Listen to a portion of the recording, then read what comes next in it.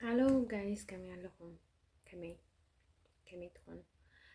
نا دايخلكم دلي هجها لما تخاطئ أقولكم دلي مسيركم بزوي أبز حلفة غمزي دق ختما دسولو قليلكم نيرة ياو أون أبرهية نيرة مثلني يجن حجها أطبو غير خبرها لكم مالتيو يا كل سبنا يبعلي فوتو حجنا أبنت أب كتما ود ختما يفوتو مالتيو ود قطر ود قطر يفوتو مالتيو نا خا خمت زولكم ولا قطر يكون كتما يكون سب كل جزء ود خبابي يدسلو سلازردو سلازعبي جرجرة مالتيو ولا خبط خبابي يقول زسما مع سبت خوين يدسلو مالتيو مبر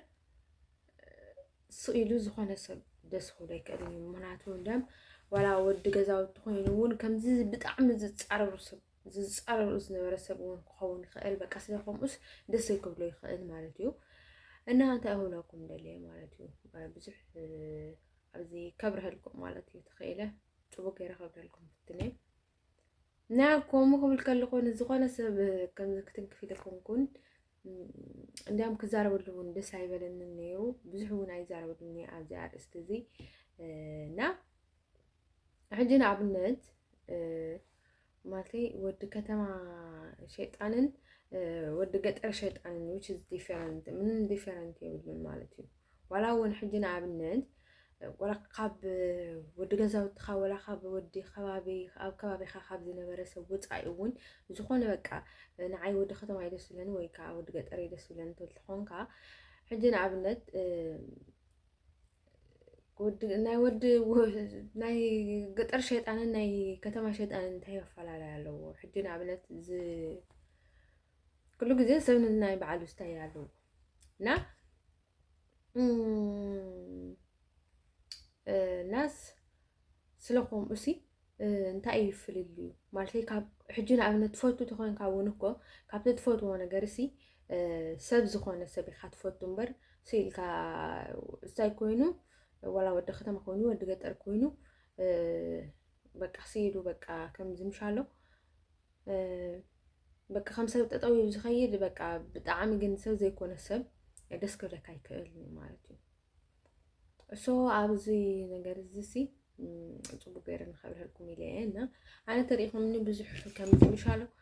نوع عليكم زبوكو زعت ونسو عيفتوني بس لخوم أخا أنا سبوكو هات ويحاسبني مهناتو بتعمي بقى مشالو كم بتعمي يصلوا مالتي زخونة نجار كم هو جبر نخري يخلقهم جبر بوكو كعت ونخري يخلقوا شعور من نجار عيولوني مالتي عندهم سبع عي كم زي سلا زي كاير مالتي السب بقى ترجم يقولون إلى شلل زولنبر مناطق سلزي فلت أزنوركو من هنجبر عيكرني بقى سلزي تردان زنبر السب يولنبر من استعجبروني مالتي أو كل شلل يزولو مالتي سوكم اسم زخونكو يا بوشت أي أزول مالتي نعمو من نجار ينقروني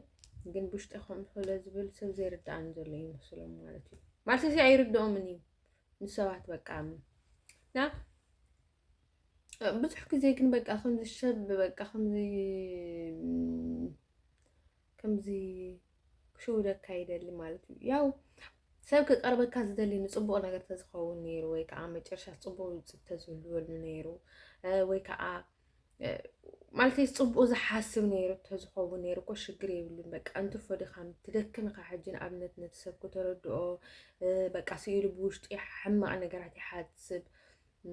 በቃ ብዙሕ ነገራት ኣለው ስለከምኡ በቃ ኩሉ ነገር ትብል ንኸይትደክም ኢልካ ኢኻ እና ማለት ምሰብ ብዘይኮነሲ እቲ ውፅኢት እዩ ዝድብረካ በቃ ምቲ ولا حما أون يكون سب زي تنكفكات خوينو سرحو تسرح تخوينو شجر يولين حسب جن سرح أو اشتقاءاتي وسرح كسرت زي كوينو نبخاك أربنا يدلني so حال سوات كم زرد أكاز اللي فلتو جن زي قد سوم سوات هالو جن ما زحت يوم جن كم زرد أكاز اللي أي فلتوني ولا أنا نقدر كاي يوم سي كم زرد أكاز اللي سي أي فلتوني مالتي so أنت هقول لكم دليل ما تسأل كام مالتي تسأل أنا كر مالتي تطلع أنا قرسي بستريح تسرحه من بدساي لك يعني حجنا عبنت مالتيو مزحتي سوات بتعمي شو ورو حجنا عبنت فوفر حجنا عبنت إزي قيح سي عي فوفر أيو ترى عيلة مالتيو قيح خدان مالتي سي زخون قيح ويكع زخون قيح ود حجنا بلمو عبنت وقيح شيطان قال نعي فوفريك خون أيكلني ولا تفوفر تخونه ونكو زخون نجر كم تتفوتوا عينت كوينو خون كل مرسل كخبك خمزي استعي مالتي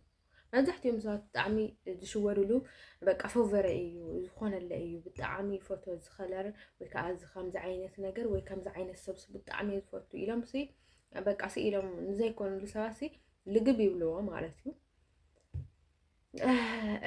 أنا سي كلكم زدلي ولا فوفر كوينوون حجنا أبنات أنا ولا قيح كوينو قيح سب زخونة سب منبر قيح شيطان زخونة سب مالتي حجنا أبنات ندام بقى شيطان زنعقو سوات አለው በቃ همزين شيطان ስራሕ ዘقولوا لي سوات አለው ብጣዕሚ በቃ ካብኡን ላዕሊ ዝዋና አጭፉ ማለት እዩ ሶ ንስለኹም እየ نسب شيطان يبهالني ግን كومي خم زلكم زلخونا نا كوم عينس زي كورسي بقى سب زخونه سيخه دس لك مالتي فوفر مالتي هجنا ابنات انا زصلقو ነገር مالتي بقيح دي تسريحو بتصلم دي تسريحو ولاس بزتسرح تسريحو دس كلني كني مناتو سلاز زصلقو بزتسرح تسريحو دس كلني كلني مالتي so guys دحر كأنا كمزي مشالو ندم حجة دحاني مالتي وكلام بقى خمزي سلازة يرد عن زي نبرة بتعمي يسألني يربو كل عقات ونزل جلسة زي بتعمي يزي حرق النزل نبرة هم نقولكم ما يكلم لكن بس حجة عادة كن شال لي بلمبر من أي حرقني من ما يمثلني مالتي so إذا نجارسي تبغيركم فلت لكم بايزوي جن أنا حجنا عبنات خمس عين السوي خمس عين السو دش ولا انت خوينو يتهيلا مالتيو كميتس كني برسنت يدس ولا انت خوينو مالات 10% دس ولا انت خوينو يا دس ولا انت خوينو ونجن خدت سايون مريض قاي خانت سب دس ولا كمالتيو ويكا ولا دس يبلكا اي بلكا اختبرز هزي دليخا تغلالا ون دس يبلكا اي بلكا نتسب كتدليو يكون كستاي كتقربو زي تفتن تخون كات ساعتي كالع علامة ويكا خالق مدب ويكا كالق نجارات تدهاليو أبرسخا جزير ليك أي بقى بقى منهم ترجم يبلو مالتي حجنا أبنت زخون نجار أو جزيرن ساعتهم يو كاب أبس حالة فجن منهم زيك مسلك هاي كأل مالتي ስለዚህ أنا بزحج ساعات كاب بزح نايسب سايب لين مالتي صبو حما نقراي من يلنا كمزي يدخمني سلتوين أنا بدعم فليكا بحمق ولا تحليه مالتيو منهم دسايب لين مالتيو بدعامي بفليكا خم تزلكم بقى أنا عايسي حمامي يسي انت يكون لمثلكم سب كوين حمامي يسي سب كوين من ولا بقى قاتل دالا ولا بخالق نجر زخونه يكون مالتيو سب كوين من الحمام مالتيو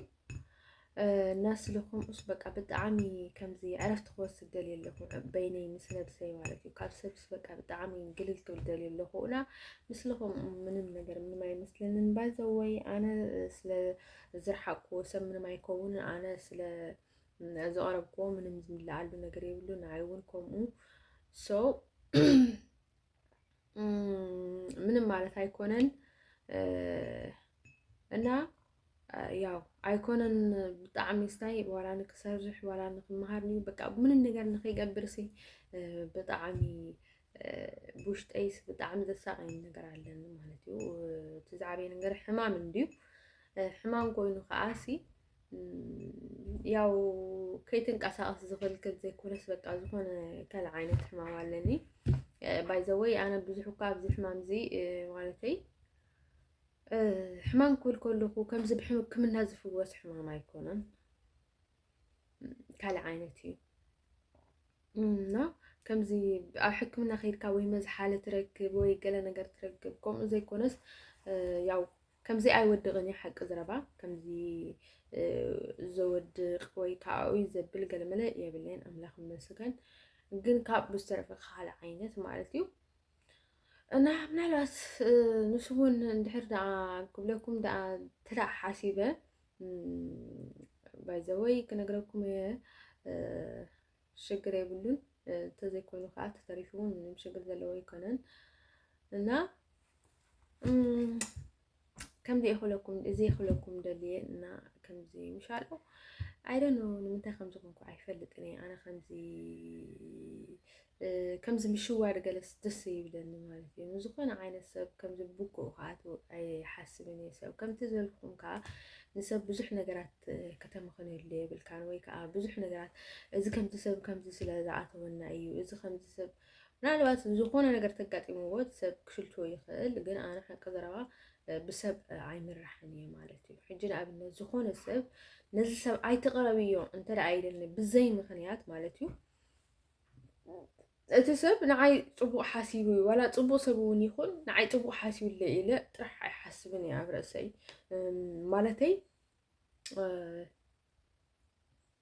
ቀዳማይ ነገር ከምኡ እውን ይብል ማለት እዩ ፅቡቕ ሓሲቡለይ እቲ ናዚ ሰብ እዚ ነዚ ሰብ እዚ ኣይትቕረብዮ ወይ ከዓ ነዞም ሰባት እዚኦም ኣይትቕረብዮም ክብለኒ ከሎ ዝኾነ ሰብ ቀዳማይ ነገር ንሶም ንዓይ ብጣዕሚ ሕማቓት ስለ ዝኾኑ ይኸውን ካልኣይ ነገር ከዓ ይኸውን ካልኣይ ነገር ከዓ ዝኾነ ነገር ስለ ዝፈልጡሉሲ ዝኾነ ነገር ከየውፅኡ ዝኾነ በቃ ዝኾነ ምስጢር ከየውፅኡ ኢሎም ፈሪሖም ሕጂ ንኣብነት ኣወዳት ኣሎ ብፍላይ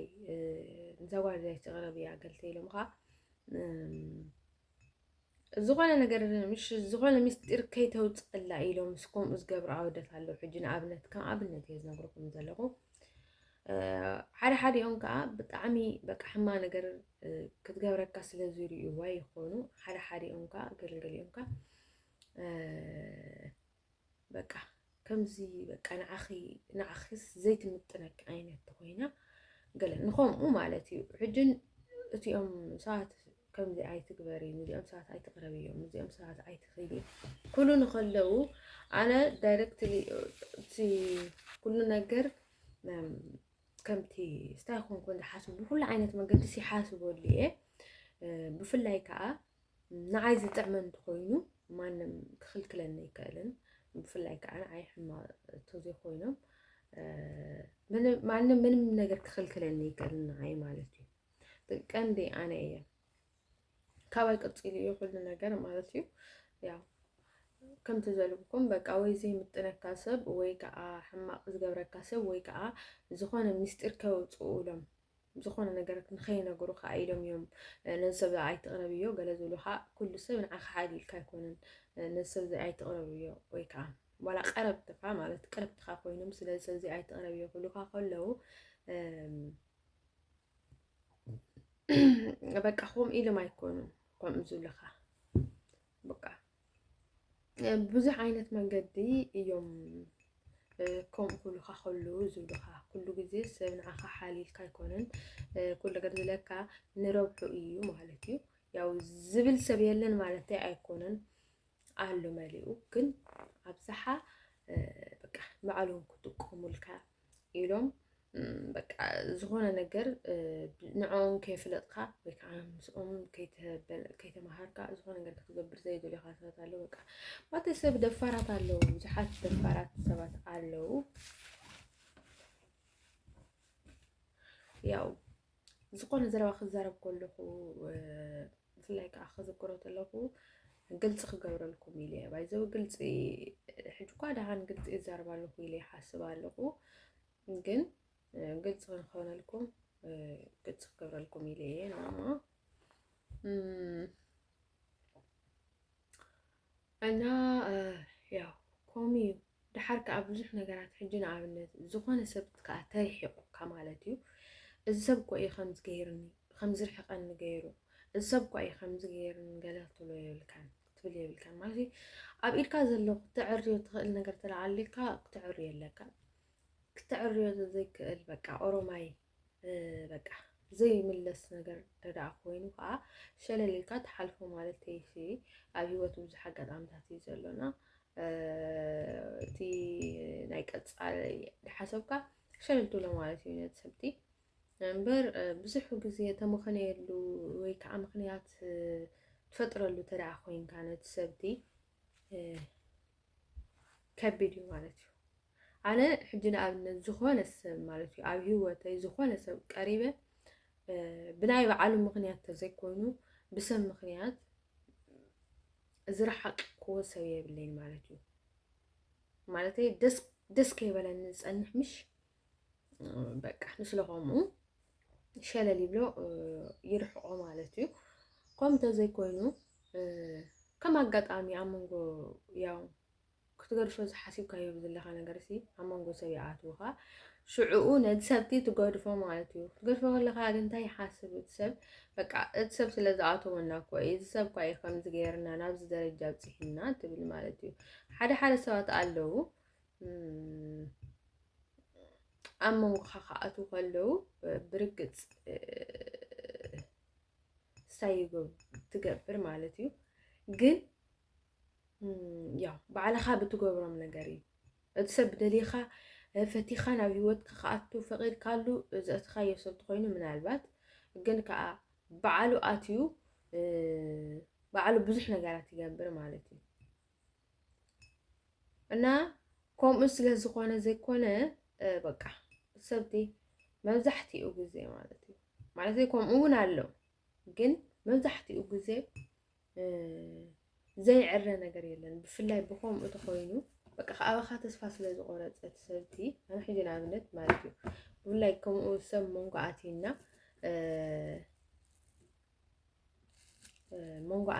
ማለት እዩ መንጎ ኣቲና ንበል እሞ መንጎ ኣቲና እቲ ሰብቲ ብተደጋጋሚ ሓደ ዓይነት ነገር ዝገብር ተኮይኑ ወይ ከዓ ብተደጋጋሚ ሰብ ዝሰምዕ ተኮይኑ ኣይ በቃ ኦሮማይ ሰብቲ ኣብ ሰብ ተስፋ ምግባር ሲ ትርጉም የብሉን ኢለ ዝርሕቆ እምበር እቲ ሰብ ኣብ መንጎና ስለ ዝኣተወ ጥራይ ሲ ኣነ ሰብ ኣይርሕቆን እየ ማለት እዩ ኢቨን በቃ እቲ ሰብቲ ብዝኾነ ዓይነት ብኩሉ ፀባዩ ሲ ዘይቅየር ተኮይኑ ከምኡ ኢለ ሸለል ይብሎ ማለት እዩ እንዳም ኣነ ንሰብ ብጣዕሚ ብዙሕ ዕድል እየ ዝህቦ ማለት እዩ ብፍላይ ከዓ ምርጫይ ተኮይኑ ማለት እዩ ካብኡ ግን ማለተይ በቃ ክትገድፎ ሓሲብካ ዝፀናሕካዮ ነገር ቀልጢፍካ ኢኻ ትገድፎ ስለዚ ካለ ሰብ እንታይ ሓስብ ማለት እዩ እቲ ሰብ እውን ክርሕቀካ ክደሊ ከሎ ዝኾነ ምክንያታት ይፈጥር በቃ ብዙሕ ነገራት ማለት እዩ ደስ ከይበልካዮ ስለ ዝቀረበካ ንስኻ ሽጉር ስለ ዘለካ ብዘይኮነ ደስ ከይበልካዮ ስለ ዝቀረበካ ከምኡ ገይሩ ምክንያታት እናድለየ ይፀንሕ ሽዑኡ ይርሕቀካ ማለት እዩ ያው ከምኡ ስለ ዘሎ ንሰብ ብዙሕ ክተመኽነየሉ የብልካን ኣነ ብዙሕ ከዓ መኽነየሉን እየ ሕጂ ንኣብነት ኣብ ሂወተይ ዝኾነ ሰብ ቀሪብኒ እንተደኣ ርሒቁኒ ወይ ከዓ ከይቀረበኒ ዋላ ይኹን እንተደኣ ክቀርበኒ ዝደሊ መሲሉ ዝርሕቀኒ እንተደኣ ኮይኑ ማለተይ ያው ንሰብ ኩሉ ግዜ በቃ ምርጭኡ ክትኸውን ኣይትኽእልን ኢኻ ዋላ ክንዲ በቃ ዝኾነ ዘይትኸውን ንስኻ በቃ እንተ ብሃብቲ ድዩ እንተ ብመልክዕ ድዩ ዝኾንካ ኮን ማለት እዩ እና ምርጭኡ ተዘይኮንካ ምርጭኡ ይኮንካ ማለት እዩ ሰው ግን ሰብ እንታይ ሓስብ ማለት እዩ ዝኾነ ነገር ይፍጠር ዝኾነ ዛሕማ ይፍጠር ማለት እዩ ኣብ መንጎኹም ክፍጠር ከሎ ዋላ ወዲ ኣብ ወዲ ይኹን ኣብ ጓል ይኹን ዝኾነ ዓይነት ማለት እዩ እና መብዛሕትኡ ግዜ ግን ኣብ ወድን ጓልን ይፍጠርና ካስ ወዲ ከማርር ነበር ጓል ከዓ ከምኡ ማለት እዩ በቃ እዛ ሰብ እኮ እያ ሂወተይ ኣበላሻትለይ ወይ ከዓ ሰብ ዝቆይ ሂወተይ ኣበላሽለይ ማለተይ ሲ ሰብ በቃ ዝኾነ ነገር ኣብ ልዕሊኻ ዝኾነ ነገር ከም ዝገብር ተገይርዎ እዩ ዝኾነ ሓደጋ ከም ዘውርደልካ ተገይሩ እዩ እቲ ዝኸበደ ነገር ዝኸፍአ ነገር ማለት እዩ እሱ ካልእ ነገር እዩ ካብ ብዝተረፈ ግን እቲ ሰብ ግን ጠቕላላ እንተሪሒቁካ ማለት እዩ ጠቕላላ ናትካ ተዘይኮይኑ በቃ ከምኡ ገይሩ ዝኾነ ምክንያት ደልዩ ዝርሕቀካ ተኮይኑ ግን እንታይ ትብል ስኻ ማለት እዩ ኩሉ ግዜ በቃ ዝሰብ እኮ እዩ ከምዚ ገይርኒ ዝሰብ እኮ እዩ ንዓይ በቃ ከምዚ በቃ ኣብ መንጎና ኣትዩ በቃ ዝሰብ እኮ እዩ ዝሰብ እኮ እዩ ገለና በልካስ ክንነብር የብልካን እየ ባህሊት እየ ኣነ ማለት እዩ ብዙሕ ነገራት ከተምኸን የሉ የብልካን ባዕልኻ ዝኾነ በቃ ምክንያት ዘይነበሮ ሰብሲ ባዕልኻ ምክንያት ፈጢርካስ ምክንያት ትፈጥረሉ ማለት እዩ በቃ ክርሕቐካ ዝከኣለ ነገር ምክንያት ባዕልኻ ትፈጥረሉ ማለት እዩ ከምኡ ይኮነን ግን መብዛሕትኡ ግዜ ማለት እዩ ዋላ እቲ ናትካ ዝኾነ ነገር ዋላ ካልኣይ ግዜ ኣብ ግዜኡን ሰዓቱን ይምለስ እዩና ሶ ናብቲ ዝነበረ እዩ ዝምለስ ይዕረ ማለት እዩ ግን ጠቕላላ ክዕረ ዘይክእል ተወዲኡ ማለት እዩ ብዙሕ ነገራት ክተመክንየሉ የብልኩም ንዓይ ዝበሃሊት እያ ኣነ ማለት እዩ ብዙሕ ግዜ ዝኾነ ግዜ ዝኾነ ሰብ ዋላ ኣብ መንጎና ተኣትዩ ወይ ከዓ ዝኾነ ነገር ተፈጢሩ ማለት ኣብ ግድን እዩ ዝፍጠር ዝኾነ ዓይነት ሽግር ዘለካ ሰብ ኣይኮነን ምንም ሽግር ዘይብልካ ምንም ነገር ዘይጎደለካ ከሎ ብዙሕ ነገራት እዩ ዝፍጠር ማለት እዩ ንኽትረሓሓቕ ዝገብሩካ ማለት እዩ ነገራት ማለት እዩ ሶ ከምኡ ጌርካ ኣብ ሰብ ክትሳበብ የብልካን ሽግርካ እና በቃ ካብቲ መትዝኸኣልካዮ ነገር ማለት ካባኻ ምናልባት እንድሕር ደኣኹም እትብል ኮንካ ካባኻ ምንም ነገር ጎዲለ የብሉን ንስኻ ክትገብሮ ዘለካ ነገራት ብምሉእ ክትገብሮ ኣለካ ካብ ብዝተረፈ ከዓ ምንም ነገር የለን ማለት እዩ ምንም ነገር ትርጉም የብሉን ስለዚ ንባዕልኻ ክተመኽንየሉ የብልካን ሰብ በቃ ክርሕቐካ ተደልዩ ማለት እዩ ናይ ባዕሉ ምክንያት ስለ ዘለዎ እዩ ዝርሕቐካ ሶ ሸል ትብልዎ ኣለኩም እና ጋይስ በቃ እዚ እዩ ያው ዘረባ ግልጽ ገይረ ኣለኹ ይብል ባይ